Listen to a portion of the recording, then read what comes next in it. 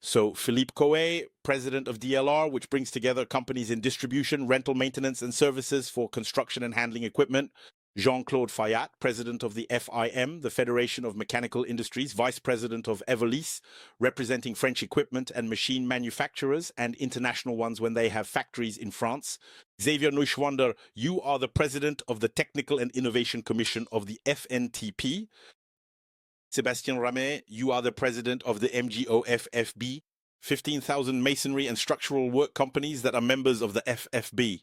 And then Davy Guillemard, so you are the president of CMAT, the union that has united for over 80 years, you told me, equipment, service, and solution brands for construction in France, about 50 members of all nationalities. Except that the CMAT of yesterday is no longer the CMAT of today. Explain it to us briefly.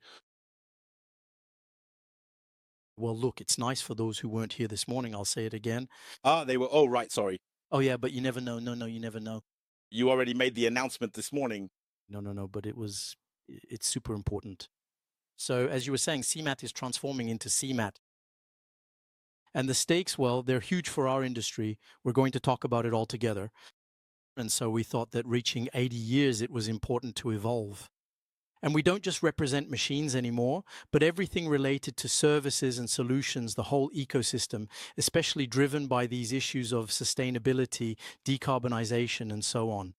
So exactly one of the reasons why you're all here is that we're going to try a little bit to take stock of the progress made. Since your organizations have signed this important manifesto, right, for new energies, for energy savings, for training, and for the circular economy, and before seeing exactly where we're heading with sustainability, maybe a progress report. So there are two of you who were, if I'm not mistaken, already signatories of this manifesto, who are Jean-Claude Fayat and Philippe Coe, if I'm right, and were all three of you there too? Oh, yes, we were already there 80 years ago. So exactly. No, but it was... Yes, no, I'm joking. Yes, we were there. It was you. It was you. You haven't changed. You've gotten younger. So what I'd like first, since all three of you were there, is to ask for your assessment of the progress made. What disappointed you? What didn't go fast enough? What have we made good progress on? Jean-Claude Fayat, to start. You have microphones to share. So does the question concern Intermat or the profession as a whole? No, it was regarding the commitments we made at the time in the manifesto. Exactly. Do you consider that, well, the progress made is satisfactory? Or do you consider that it hasn't been fast enough, that there were sticking points, and that your assessment of what has happened over the last few years? Well, I think it's also progressed at the pace at which we can introduce this equipment to the market. And today, as was pointed out earlier, there's a TCO issue. So as long as the equipment doesn't provide a satisfactory TCO, it's probably not moving fast enough. Then I think manufacturers have made a lot of effort, companies too, but at some point there's a cost issue that needs to be resolved. And I believe the microeconomics we have in Europe doesn't allow us on our own to solve that. Philippe Coe, I remember there was a point that had been also raised and that you all highlighted, which was that this commitment to decarbonization also had to be accompanied by a new way of working ultimately between all the players in the industry. The idea was to say, well, maybe we should each stop running in our own lane, and that ultimately we should perhaps work more together in a more integrated industry. Yes, absolutely. And in that regard, we've made a lot of progress. We've seen it, I think, throughout the day. I won't repeat it, but we've seen that the synergy group created in the wake of signing this manifesto has still made a lot of progress. And thanks to that, we've talked about, acculturation, the fact that, well, we're now recognized as a sector. We have a trajectory. We've clearly set out a number of challenges. So on that front, I think we can be pleased with the way we're working together across the 5 federations and the results achieved. Then there's the empty part of the bottle, which is that, as we heard this morning, our trajectory for now isn't completely in line with what we had planned for multiple reasons. We've heard quite a few today, but we're much more ready today to move forward and transform our sector than we were 3 years ago, already at the technical level in terms of equipment and also in terms of energy. We just talked about HVO and so on. And in that regard, it's still a great source of satisfaction for our industry. Xavier Neuschwander, decarbonization, we see that it's much more than just polluting less. It was also meant to be a new way of managing construction sites, right? There were all the visual aspects, there were the sound aspects, pollution, work organization. Have we managed to get somewhat in tune with these requirements? Yes and no. So yes, if I look at the way we collaborate with equipment manufacturers to find solutions that save energy, I think the collaboration is effective. Yes, if we look at how we train our staff for more ecological, more fuel-efficient construction sites, we've implemented real training programs that allow us to train almost all machine operators today. So it's very effective. Then again, no, because there's a real disappointment, which is as follows. Every 2 years, we examine with our companies what the energies of tomorrow will be. Decarbonized ones, I mean, because that's the real issue. Now, regarding these decarbonized energies, let's not be under any illusions. Whatever their nature, they'll be scarcer than the oil that exists today. So we must first start by making energy savings. It's underway, it's working. After that, well, we need to build the right supply chains. And that is much more difficult. I'll take the examples of our flagship energies. Basically, in our federation, we've chosen 2 types of energy. And once again, we review this choice every 2 years.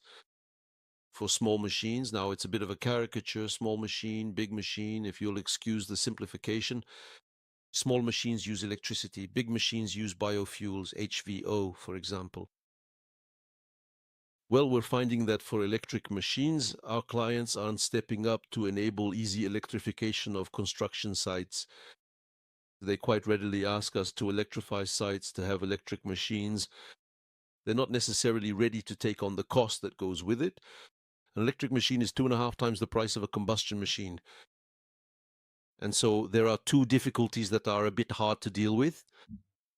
For biofuels like HVO in October 2023, there was a major press conference at Bercy, the Ministry of Finance, with 3 ministers, the Minister of Agriculture, the then Minister of Economy and Finance, and the Minister of Energy Transition.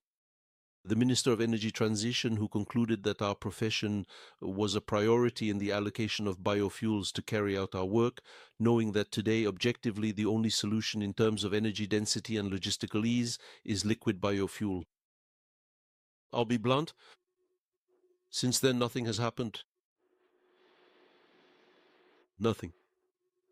And so we have a real difficulty that goes beyond the efforts we can make. How do we go further to decarbonize? Now, for fuels like HVO, for example, they have huge advantages. They are perfectly miscible with petroleum fuels. So we don't have to have 100% HVO. We can have a supply chain that's created which progresses little by little, 10, 20%, 30% HVO. It works. But this sector, we have to set it up. It's not just a matter of total energies. It's not just a matter of companies. It's a matter of a national sector. Yeah. And that one, it's not being set up. We'll come back to that. But first, for this first round table, Sébastien Ramey, I have much the same question as the one I asked Xavier Neuschwander ultimately about this new organization of construction sites.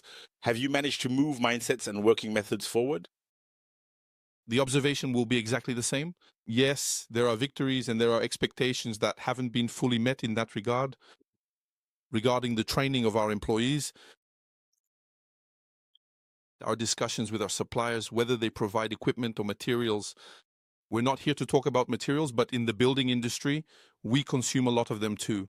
And in terms of energy savings, that's also important for us. Of course, progress has been made, significant progress. Afterwards, indeed, and it's true in the transition periods we're going through, especially when economic performance isn't necessarily there, we see that it slows down significantly and everyone's goals are no longer necessarily the same. And whereas in strong growth periods, we have the means, everyone across the sector, to have some R&D and seek ecological performance that goes in the right direction. As soon as things tighten up today, which has been the case for 2 years now, it's no longer a priority for everyone.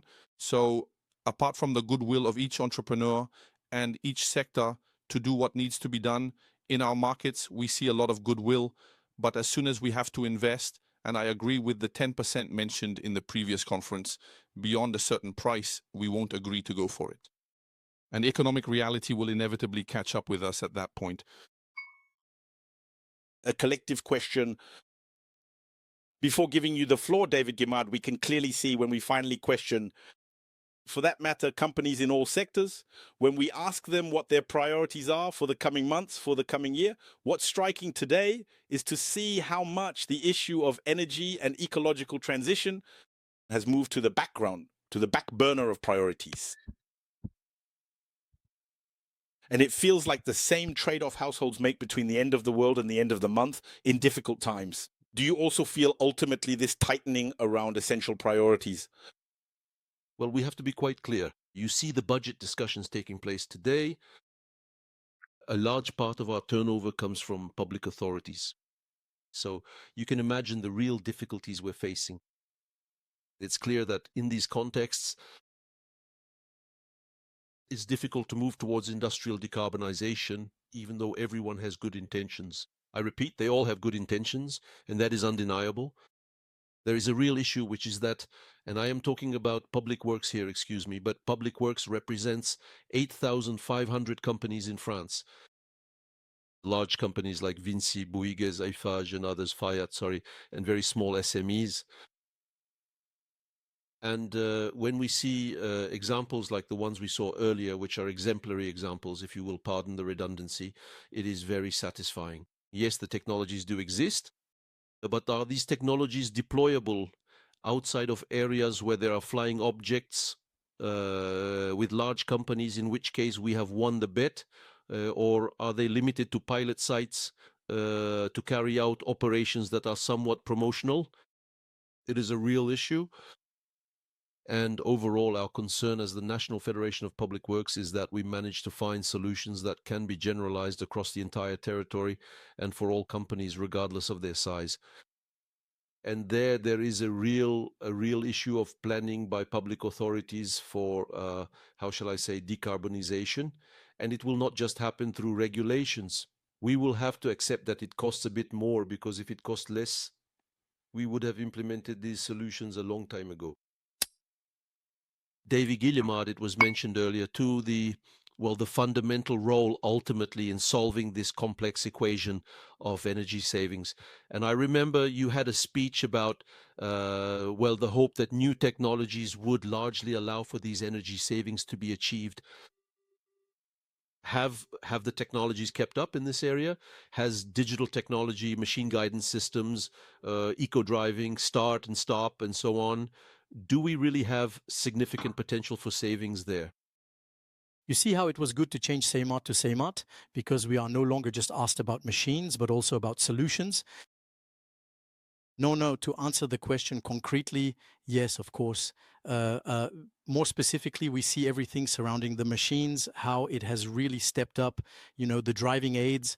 The Nordic countries were very, very high in adoption rates, over 80%.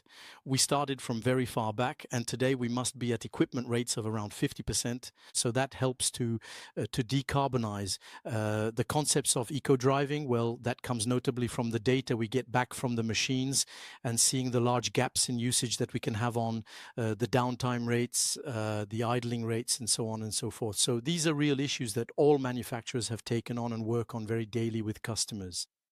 Now, to return to the previous question about, and since the signing of the manifesto, we can clearly see, all five of us, that we are between yes and no, between some things have clicked into place and others a bit less so. The glass half empty, half full. Actually, regarding that, you mentioned a little expression earlier. I tend to say that when the glass is half empty or half full, well, let's change the size of the glass. And let's not forget that our sector is still a sector with fairly low machine volumes. And that's what Xavier was saying earlier. The real issue is the long-term outlook on energy. As a manufacturer, we're capable of doing multi-energy.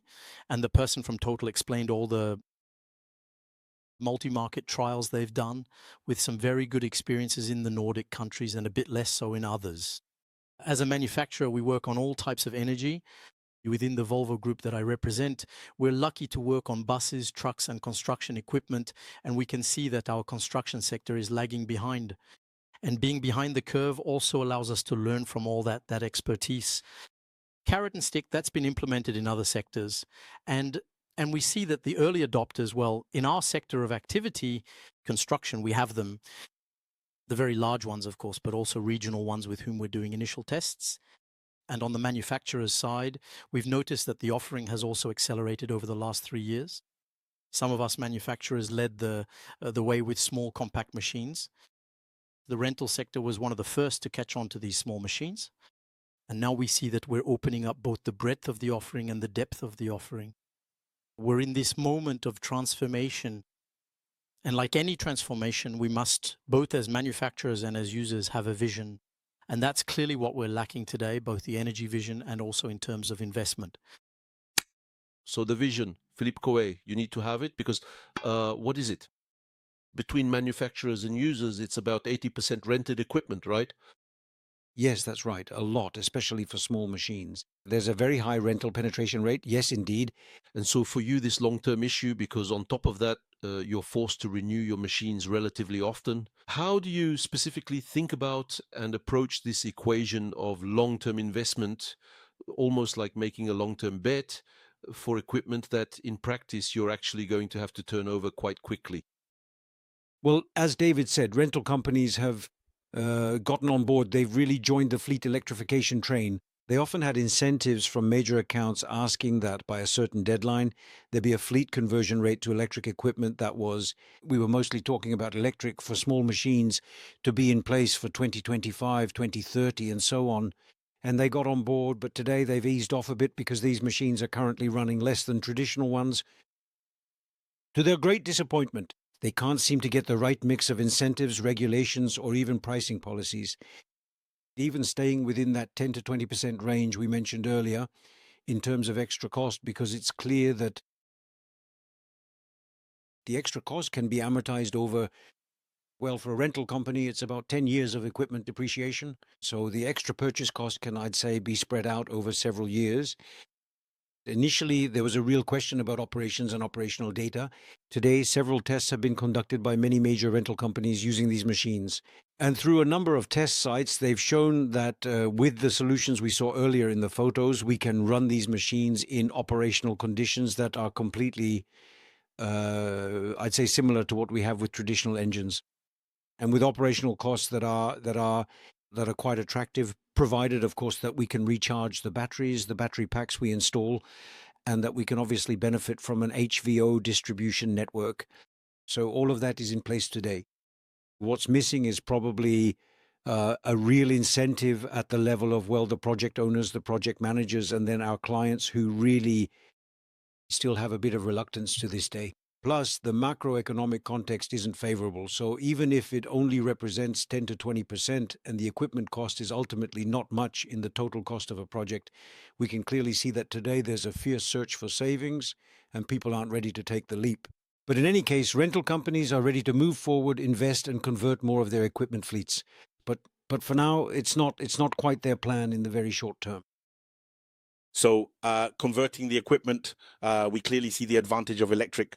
And this is a question for you, Jean-Claude Fayard. Isn't it true that today this advantage of electric power is still benefiting manufacturers who are, in any case, the most advanced in these batteries, which are generally, as in the automotive industry, Chinese manufacturers actually? Is that an issue? Is there perhaps a challenge around a certain type of sovereignty of the industry over indeed the equipment, or is it not a problem at all for you? Oh, I'll answer your question, but I'll go back to what I said earlier, which was still a little bit negative. That is to say, when we look at the amount of electric equipment in our trades that exists today, as we saw earlier and you pointed out, is the development a success? You'd have to be a real optimist to say it's a success. So that's not a success. On the other hand, what has been a success is that we have strong collaboration today, and it's true, all electric construction sites have been run in several places in France between equipment suppliers and public works companies. So that's positive. The second positive thing is that we've all worked on energy reduction. And beyond talking about electrics, asking ourselves if it's a totally carbon-free energy, we could debate that forever. The best energy, you know, is the one we don't consume. Well, yes. And besides, there's a real benefit for everyone because it costs less. So there, yes, we've made progress. And it's not for nothing, if you will, if today equipment manufacturers provide machines with 8-hour battery life. I'm thinking particularly of trades I know, large pavers. We were unable to do that 3 or 4 years ago. So that means we achieved this battery life because we worked on lowering consumption. So there you go. I think these are positive facts beyond just saying it's all electric. Now then, to answer your question. So that's a productivity gain. Of course.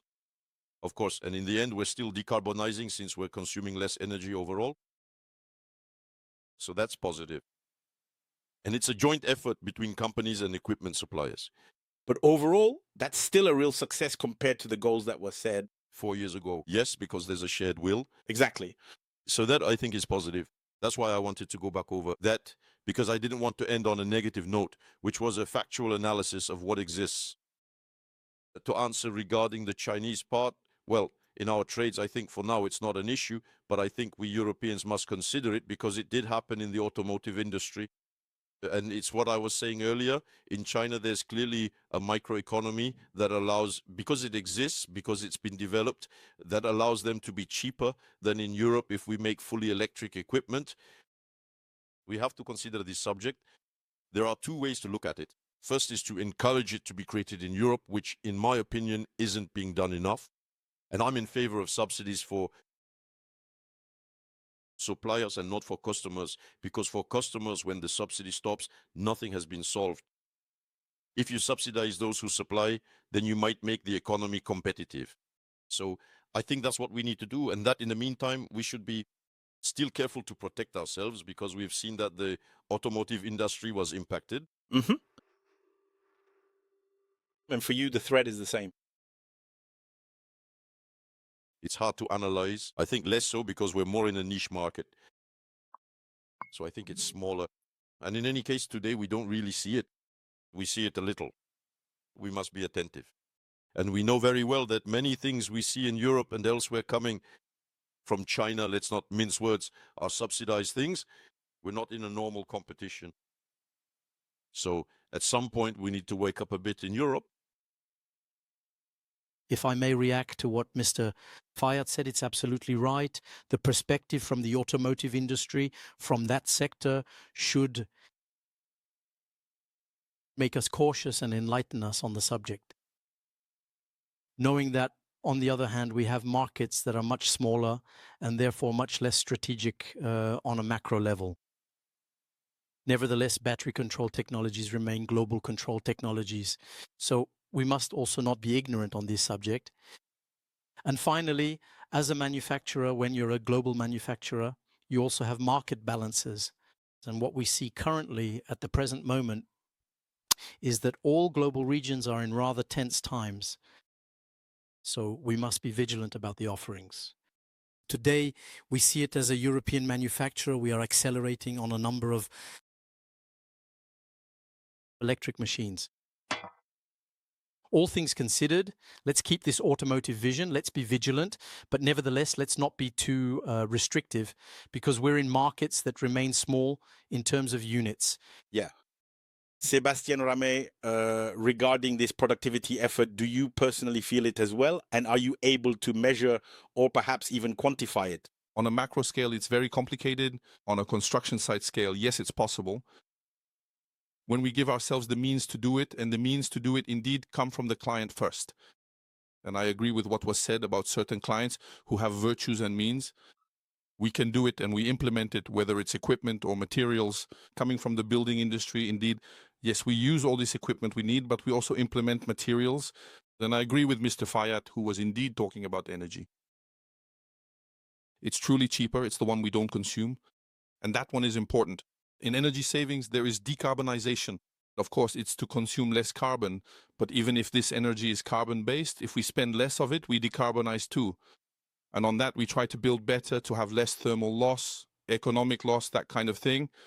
And it's true that at that point, it costs more. You just have to know it. So there are subsidies.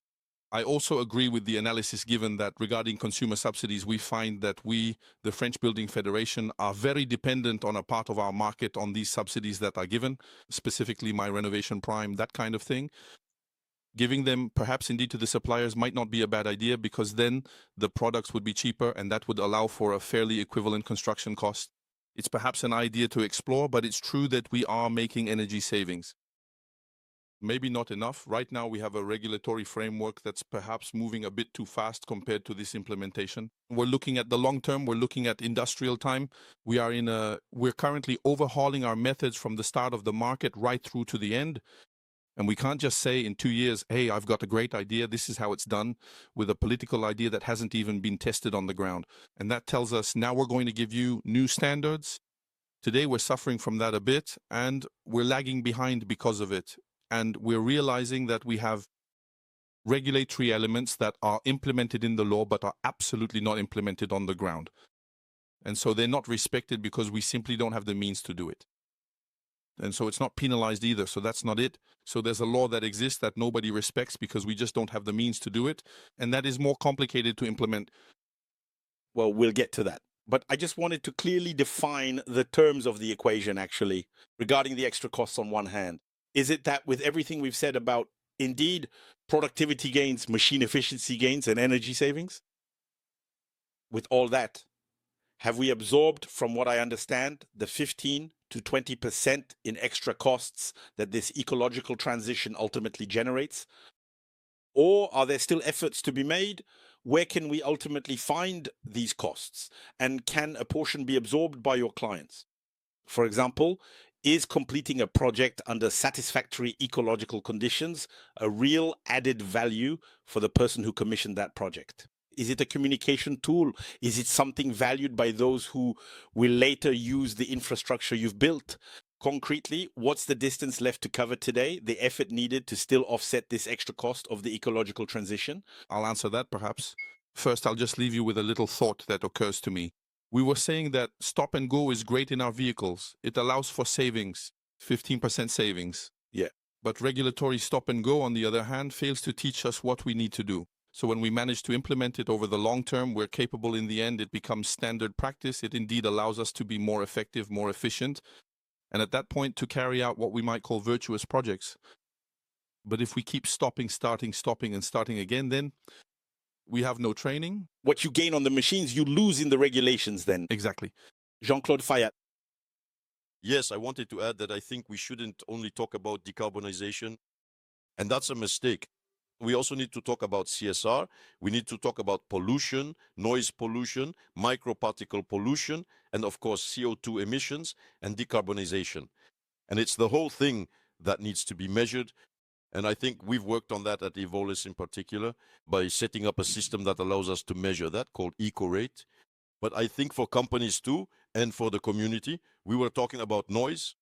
When you're doing an urban project, well, yes, noise. Noise is just as important as decarbonization. And so those are the kinds of things that also need to be taken into account. And especially on an urban site, it seems to me that local authorities must accept, even if it costs a bit more, for the comfort of the people around, and not just for the company, that there be less noise pollution, for example. David Guillemin. Yeah, I'm a businessman. I'm not an engineer, and I've nevertheless learned how to do multiplications. And the transformation of electromobility will involve many factors. And so, in response to what you were saying, the machine offering is currently growing. The offering around charging solutions is being put in place. Decarbonized energy, because we talk little about it, because this perspective in France, we almost don't have it anymore, but we have access to a decarbonized energy, which is not the case in other countries. And so you have a certain number of factors. One that we're missing is this clarity and this transformation, whether it's subsidies or constraints. We think more than subsidies, whether they're on the supplier side or the client side, because we have a short-term volume issue as a manufacturer. We work on multi-energy, and we address these subjects with our clients by telling them, In this equation, in any case, you're going to go from an energy that's cheap and available everywhere to multi-energy that's complicated, both complicated on the technological side and on the transport side, as Total very well told us. And so in this equation, the basic principle is that if one factor is zero, the equation is zero, the result is zero. And on that subject, we are still in very clear need of the short term, how we transform it around electromobility. We don't have this very, very clear understanding of what is the energy roadmap. We saw it earlier with HVO. It's a solution, but a short-term solution. And as both an industrialist, developing long-term solutions is complex. And for our clients, it's at least as much so. Our machines last 10 years. To work on sustainability, it's also making sure that our machines last as long as possible. Jean-Claude was talking about the energy. We haven't spent a good Auvergne principle, but the machine we haven't sold, it also allows us to limit CO2. And on that part, this long-term vision for our clients, to avoid them investing without really knowing when they'll have to take those risks, well, we're missing this equation of a clear understanding of what are the next energy steps we'll have available in our sector. So I had a question about for almost all of you actually on still the optimization of construction sites. I remember, well, it's always been a subject where we fantasized a lot about the efficiency gains in site organization enabled by digital technology, and I'm not even talking about artificial intelligence and so on. Are these things that for you, do you consider that we still have a lot of progress to make, or do you consider that there is already or you're already at the top, on these subjects? If you'll allow me, I'll try to answer this question and the previous one at the same time. We'll get to that, because actually I've carefully planned a long chapter on regulations and all that. So No, but I'm talking about the economics of construction sites. I'd like to say something that I think is important. On digital technology and artificial intelligence, we're making considerable progress. Considerable in the same way that by cooperating between manufacturers and companies, we're making considerable progress in energy savings. And I think all of that is working, and it's working very, very well. Now, I'd like to pose two or three, a small financial equation. When you buy an electric machine, it's 2.5 times the price of a thermal machine. Now, that's justified for urban sites where there's noise pollution, where there's microparticle pollution, and so on and so forth. All of that is justified. Now, I'm taking another scenario. Knowing that the electric machine, it might be that after 5 years, it'll be a failed investment because technology will have advanced so much, and we see it's advancing very, very fast, that you'll have an issue with reselling or using your equipment. I'll take another example. You decarbonize by switching to HVO from 0 to 100% between 2030 and 2050. HVO is twice the price of petroleum diesel, and energy is 3% of our turnover. That means we're going to generate 3% inflation over 20 years. Forgive the rounding, right? That is 0.15% per year. For an entrepreneur, is the choice between buying a machine that's 2.5 times more expensive today and a machine outside of very specific uses like urban ones and having 0.15% inflation per year for 20 years. What's the right economic choice? The right choice is to rent your machine. Yes. I was going to say maybe, but the rental company has roughly the same problem. So, oh yes, that's their problem. That is to say, no, there are still issues. No, that's true, yeah. I must say that I think overall, once again, we need to create a bio-GNR sector, to use a very professional term, which allows us to gradually decarbonize our sites without having a technological disruption, because there's a point where technological disruption will come. I don't know when, but it will come.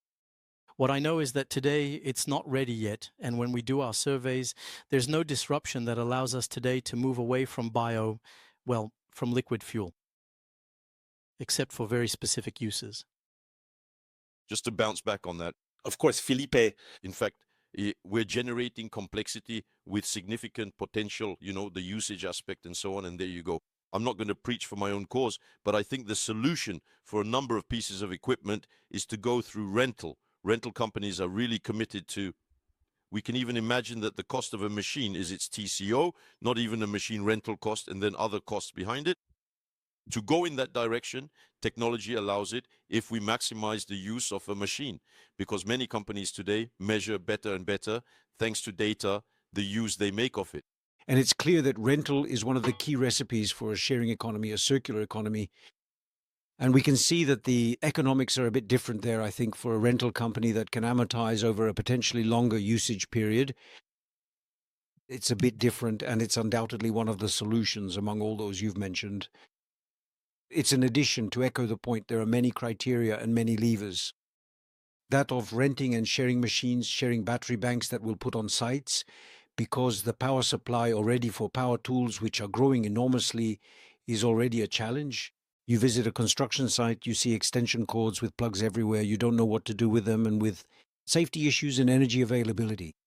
So it's something that will definitely have to be taken into account, this notion of sharing, and the rental companies, they're ready. It's part of their strategic plan. In the manifesto's commitments, there was the circular economy. Jean-Claude Fayat, do you consider, and I'd like to get everyone's opinion, on this subject too, do you consider that today the circular economy is more of an extra headache, or on the contrary, is it part of the solution? Well, I'll go back for 30 seconds to your previous question as well, which was about digitalization and Uberization. With pleasure. I think that also moves things forward because we're giving productivity to the machines. And so we're giving productivity to the sites, and at the same time, we're decarbonizing. So it's a real subject where we've made progress, but we're far from reaching the goal. As you asked the question, are we at the end? No, there's a lot to do. Now, if I think in terms of machines, There's a lot to do, but I mean, when we summarize what you've told us so far, I think the progress made over the last 3 or 4 years is still considerable. So the answer is yes. There's been more upheaval than there was in the previous 20 years. on that subject, yes. Now, regarding the machines, no, it's not a headache. We're working on it, and it's the same.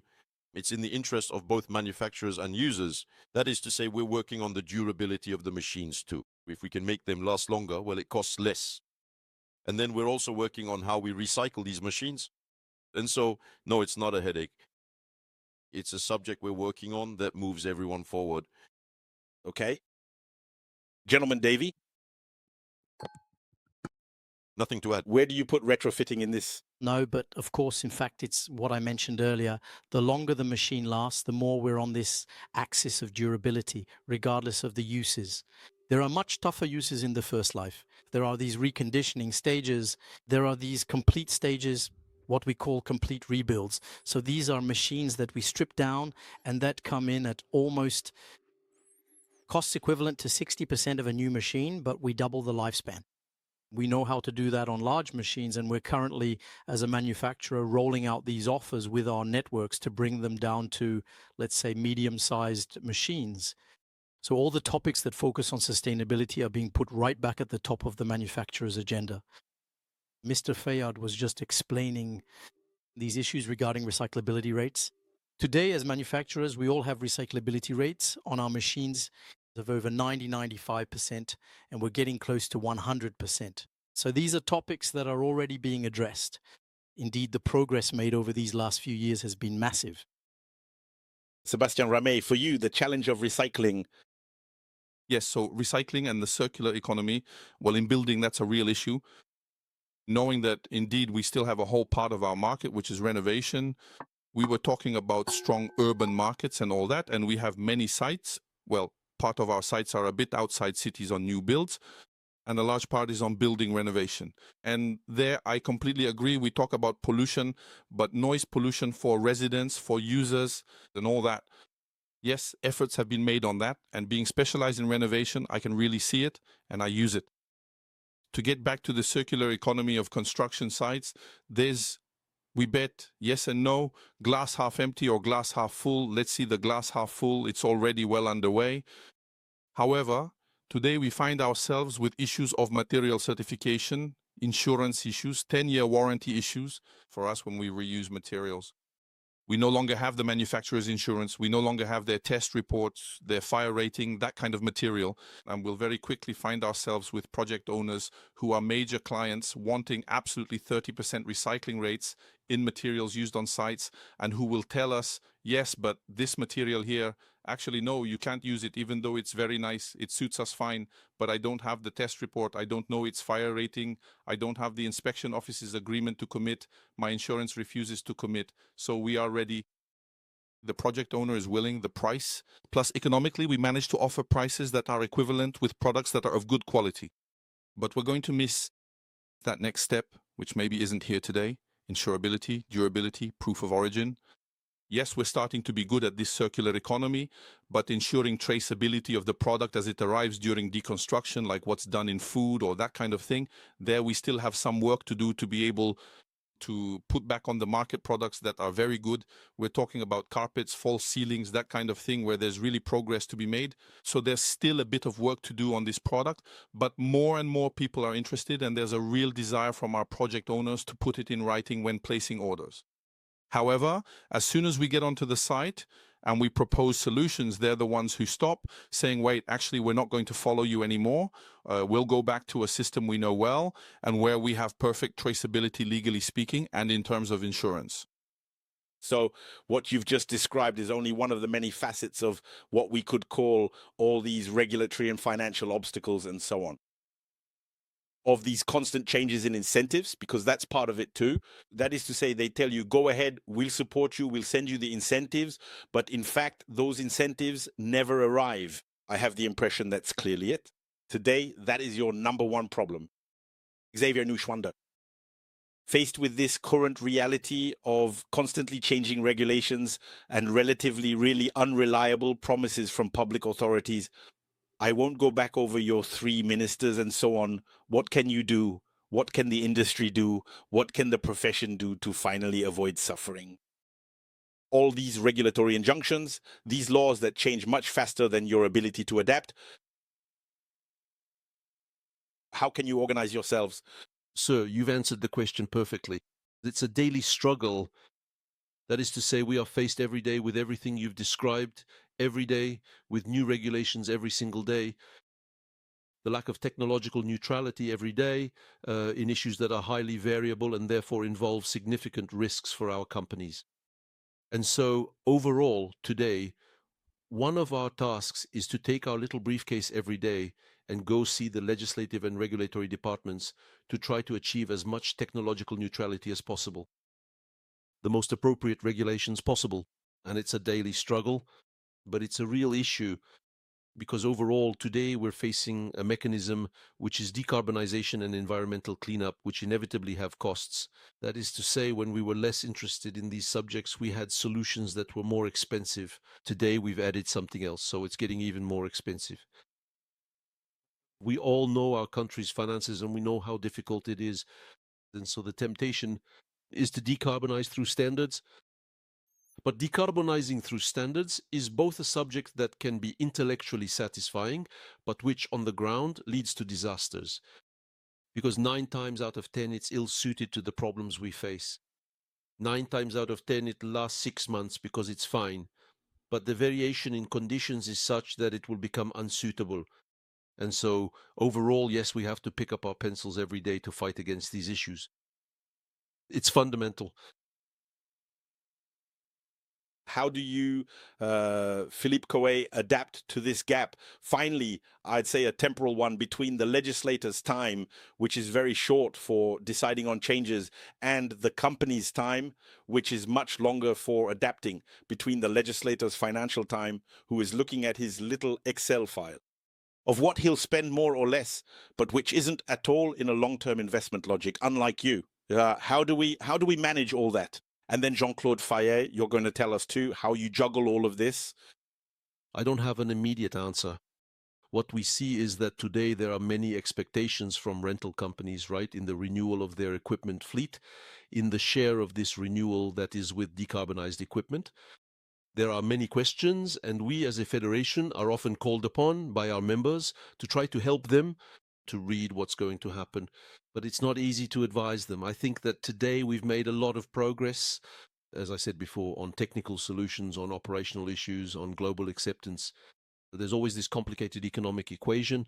So do we have enough or not? It struck me earlier when we compared with road transport. We said there was a lot of regulation in road transport. and that for us, finally, there wasn't any. Is that a good thing or not? Yes, it is, because it allows for spaces of freedom to be maintained. That being said, we see that there aren't many incentives. There are some in certain cities with the low emission zones of some cities and with mandatory diesel-free construction sites. But wait, sorry, but the LEZs, they're still the most perfect example of a great revolution that was presented to us, where everyone gets moving to try to adapt. Then we're told finally the LEZs. Yes, you have a whole bunch of small finishing trade companies that bought electric vans to be able to work in city centers. I have a small example to illustrate, Emmanuel. Indeed, regarding the leasees, which is quite telling and clearly shows the disconnect. I'm here in a personal capacity, not on behalf of the FFB, but my company is based in the Paris region. And indeed, the Paris region Élysée required me, for my heavy truck, to switch to Critère 2, starting from January 1st, 2025. So in 2020, it wasn't at Volvo, sorry, it was a competitor. I ordered a gas-powered heavy truck. After ordering, I realized this gas truck didn't actually exist at their company, so we adapted it and built it together. You mean they sold you a truck that didn't exist? They sold me a truck that didn't exist, but that met the standards. But in the industrial chain, it wasn't yet, because I wanted a crane arm. I mean, I had quite specific requirements for what I wanted from this truck to meet my expectations on that. It cost 45% more than a traditional 18-ton heavy truck with a crane arm. I bought it to comply with the standard that's in place, meaning that today it has the right to enter the A86 and serve all construction sites. It's a competitive advantage I have over other companies, but I still have my old heavy truck that was there, which serves as a workhorse when that one has to go for inspection and all that.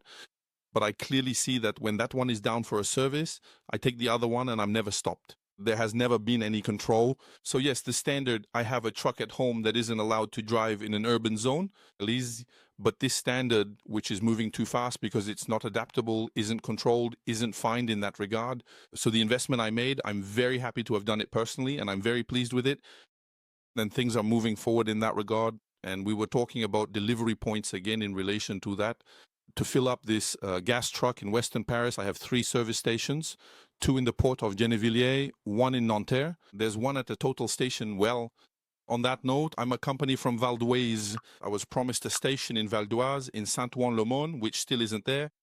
So I have 3 connection points to fill up this truck in relation to that.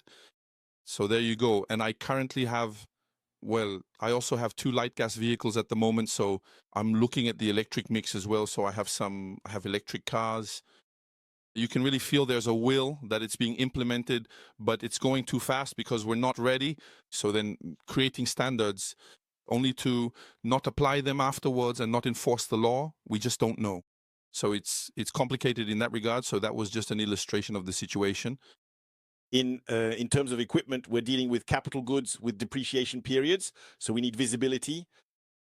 And if we don't have visibility, or if we suspect that things might change, obviously, responsible economic actors like us won't make the decision.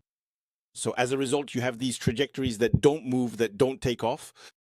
We'll need, well, it's wishful thinking, really, to have a certain stability, which in the current context, We'll have to wait longer. sorry? We'll have to wait a little longer. We'll have to wait a little bit. Yes, that's what you tell us every day, Miguel. So there you go. It's very complicated. Will we need more incentives later? The good news from ADEME this morning is still well, at least we'll have a few things to help move things along. We'll have to see how it's managed because it's always very complicated. But that being said, 20 million injected into decarbonized equipment is good news. It won't do much, though, because when you do a quick calculation, it's not going to provide hundreds of thousands of pieces of equipment.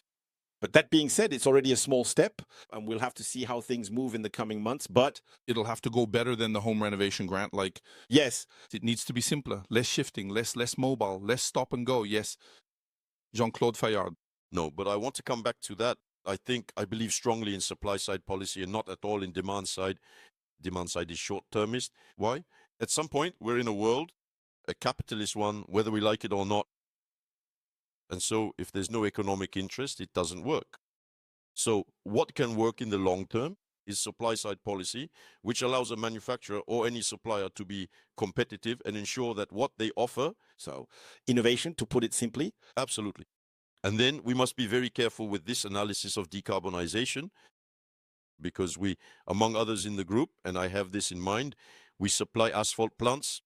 So if I want to decarbonize the group, it's not complicated. We just stop and then we'll decarbonize it a lot and that's not the right trajectory, and that's what we're doing. We're working with our clients to precisely, since the catastrophe is scope 3, of course, as far as we're concerned with such a tool. And so it's about working with our clients to reduce the impact of this asphalt plant, which is indeed important to us. So it's a joint effort between, once again, the manufacturer and the user. Innovation is always born out of necessity. Exactly. Now, Jean-Claude Fayat, keep the mic, because there's also a fundamental topic that's a major resource for your professions alongside energy, and that's human capital. And that was part of the commitments in the manifesto. And you say Intermat is also very important for finally offering prospects to young people in what are, in the end, very modern professions. These are jobs that value initiative. These are jobs where everyone is somewhat responsible for themselves. These are hands-on jobs. These are jobs, well, not every single one of your trades, but overall, they're jobs where you can have the chance to work where you actually want to live too. So they are modern professions. How do we make young people realize that in the end, these aren't grueling jobs? I mean, they're tough, but they're also much less grueling than they used to be, and so on. What needs to be done? Well, I think when we signed that manifesto back then, especially regarding Intermat, the goal was to make it a trade show for the profession, not just an equipment show. And at the time, we also had the desire, though it was a bit new and we maybe didn't fully succeed with that one, to also get training programs and schools involved in it. And I think the challenge, well, it seems to me the challenge for the next Intermat and our profession is to be able to drive training. Because first of all, we have excellent training programs in France that don't necessarily exist in all our neighboring countries. And so I think it's a unique opportunity. And besides, as you pointed out, we work in trades that match what young people want today by offering them projects, by offering them major innovations, whether on construction sites or with the equipment. And so that matches what young people are looking for. So the work we have to do is just promote this profession altogether. And I think Intermat is also a solution for us to specifically attract young people. We have specialized schools of excellence. Well, we need to get them to come to the show. Including in terms of pay? Including in terms of pay. Today, overall, the construction industry has pay that's generally higher than in many other sectors. Yeah, I wanted to react to that. Indeed, we have the know-how and have for a long time, and we have a number of partner schools that work extremely hard at both the regional and local levels. And the real challenge today is getting the word out where we feel that we absolutely must support the educational approach very, very strongly, because the appeal of our trades is quite complex, even though we offer so many different things. As you were saying earlier, like local opportunities and innovation, our communication issues are dramatic, and I'm usually an optimist, but on this topic, I feel like it's what you were saying. We maybe haven't prioritized it enough. We certainly have this responsibility as an industry, but we have plenty of things to say. I rather have the feeling that we haven't managed to gain traction. We see it, right? Schools are suffering from a lack of appeal. Teachers are also really starting to ask themselves a lot of questions. And it's one of our long-term challenges. We talk about data scientists in our professions. We talk about innovation, about new technologies, and we haven't managed to gain traction on these topics. Even though it's perhaps one of the fields where human and artificial intelligence collaboration will be the most fruitful, yes. Yes, well, I might not paint such a dark picture because I'm quite an optimist. I spend a lot of time in our training centers and high schools, and I feel, though it might just be a more personal interpretation, that the image of our professions has really changed, and that we're managing to bring young people back to this innovation, to this AI, to this meaningful work. We see what we do in our jobs. It's very concrete. So people really project themselves onto something tangible and take pride in being part of the constructions that we are able to implement. So on that, I feel like we're managing to unite people a bit more. The real area for improvement that I see is that we really need to work with the teaching staff and national education who still have a very pessimistic view of our jobs. It's true that when we discuss salary, if we talk salary between a site manager and a teacher, when I tell the teacher I see Oh, for sure. How much my site manager earns next to them, who struggles more with spelling and all that. She has a hard time accepting that my site manager's salary is much higher than hers. But she still has this vision of a profession that is indeed somewhat undervalued. But we are able to get the message across to young people. There were the World Skills not so long ago, the national and international competitions in Lyon, in Marseille this year, where we still see young people working hard and wanting to learn our building and public works trades. So I think we're not that far from the truth. But on the other hand, we mustn't stop our efforts. We must keep going because we have things to say and things to sell. A quick closing word, gentlemen, on the theme of the 2027 show, which is sustainability. How do you see it? Is it a way to finally extend or broaden the subject of ecological transition? Does it cover much wider fields than just the ecological transition? How is it a promising message? What are the positive perspectives of starting with this notion of sustainability? Who wants to start? Sébastien Ramet. All right, I'll start. I have a message on this. Behind sustainability, I see longevity. It's important to realize that we're in long-term work, whether it's road work or building construction, so we shouldn't go too fast. We're in a world of communication, immediacy, instant responses, and chat, and those aren't our codes. They're not our values. It's not what we sell. And I feel there's a societal expectation regarding this return in a way to longevity. Sustainability is about looking ahead, taking a step back, and having a vision beyond the horizon. And we're certainly capable of selling that and putting it forward. So what I see here is really about saying, indeed, let's not go too fast. Let's look for the right solutions. Let's find them together. Let's be a team on this, and we already are. The values of solidarity in our professions are very important values, and we're capable of reaching out for that. And let's move step by step. Let's not go too fast. And once a step is climbed, it's climbed for good. And then we'll tackle the next step. I think there are things to be done there and that we're on the right track. David?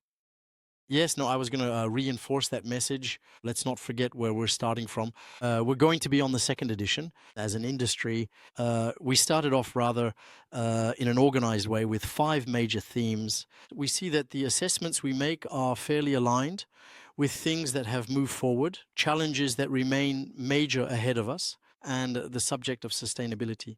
Well, that's what we're going to reinforce across these 5 themes. It can be read in different ways, but it's the fact of building better all together. It's putting back at the center of the debates, the topics of technology, the topics of training, and so on and so forth. So I think that as far as I'm concerned, the summary is to say the industry has set itself in motion. We have the same objectives and the steps we've taken. There are still many left, but we'll get through them even better and much faster all together. Jean-Claude Fayol. Well, I think it's the continuity of what had been launched, so it's very good. And as you've understood, the wish I'm making as well is that we once again have a sector of excellence in France, in the construction industry. It's clear. I think that altogether, we must continue to promote this industry by working together.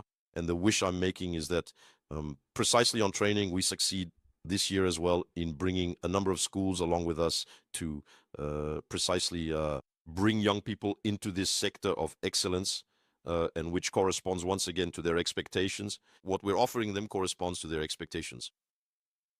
Philippe Cohen.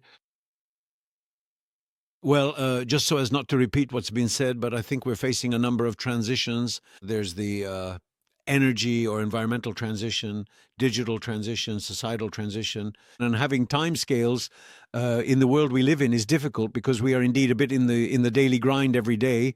Plus, when we see major international leaders in North America who make one decision per day and per tweet, we wonder what's going to happen to us tomorrow morning. You know, we turn on the TV in the morning. So I think the theme of sustainability makes a lot of sense in our industry and in our professions because indeed, whether it's at the equipment level or at the construction level, we generally operate over fairly long periods, right? Running a company cannot be done overnight, right? So I believe the theme is particularly relevant with the human dimension, which is undoubtedly the one we need to reflect on, because the other characteristic of our of our profession is that it cannot be outsourced, right? And so it's in our neighborhoods that the construction sites take place, and we're all going to need to be more supportive of this overall. We're going to have to spend time communicating. I think the trade show is an excellent opportunity to highlight the values of our profession and the ambition we hold. Will it be a bit like the agricultural show, where you'll see politicians parading through the halls of Intermat, perhaps making appearances? Yes, we're not going to block the ring road with cranes, as Olivier Saran said. No, but if we don't get our way. But anyway, the Prime Minister just announced some good things for housing in the coming years. we'll see if that translates to action. Mr. Fayet is a bit skeptical. I discussed it with him. We'll see. And that was exactly the point of my question, which is why I wanted to finish with you, Xavier Neuschwander, as the representative of one of the largest sector federations in this country. You're one of the federations that's perhaps most in contact with elected officials and politicians. We can't hide the fact that throughout 2026 will be in a year of intense preparation for the presidential election. Isn't it now or never to deliver messages to the candidates? It's perhaps a truly exceptional opportunity in 2026 to finally raise awareness and remove all the obstacles we mentioned earlier regarding regulations, taxes, and so on. I don't know if you have a strategy in mind. Well, there's a very clear strategy. Yeah, sure. It's that in January we'll have a Congress. Yeah, sure. To which we'll invite all the presidential candidates. January 2027, of course. January 2027. Absolutely. And we'll ask them a number of questions about their strategy regarding our professions. Yeah. And as we ask the questions, we'll await their answers. I'd like to follow up on the topic of young people. I think our professions have a huge opportunity. Huge. It's that they have meaning. Yeah. They have meaning. They're professions of solidarity and human contact. These are professions with real values. When you look around the table and we talk about the environment, you might think we're taking it lightly. No, in fact, we see that we've made a lot of progress and worked hard together to solve these problems. For young people, that's very important today. These are professions that have value in the sense of moral value. So from my point of view, these are extremely attractive professions for young people. And following up on what was said earlier, we have a real issue. It's the relationship between teachers and our professions, which often seem downgraded when in fact they're jobs where all the young people who do them find fulfillment, discover themselves, and are delighted, ultimately. And if we have a communication effort beyond the one towards politicians that you mentioned, and I totally agree with that, it's towards the teaching staff. Our professions are wonderful. And the political body, I think our January Congress is going to be quite rich because there are really messages to get across right now. Long-term trends beyond the year's turnover, budget difficulties, and so on and so forth. Our professions are absolutely essential for the country's future. Will you already have new mayors? We'll have new mayors, as much for housing as for transport infrastructure and energy transport infrastructure. Our professions are absolutely essential for the living environment in a world that will change a lot climatically, in a world that will pose new problems, and our professions know how to react to that. And that is a major point. But all this is going to be very exciting, right? We were saying earlier that your trades, your professions have never changed as much as in the last 3 or 4 years. And they've perhaps changed more in the last 3 or 4 years than in the previous 20 or 30 years. And what we can say is that we haven't seen anything yet. Ultimately, and well, you know what? I'm looking forward to us meeting again in 3 years to take stock again, finally. And I don't think we can yet imagine where we'll be in 3 or 4 years. And all of this is going to be very exciting. Thank you very much to all 5 of you, Philippe Coët, Jean-Claude Fayat, Xavier Neuschwander, Sébastien Ramet, David Guillemard. Thank you all very much.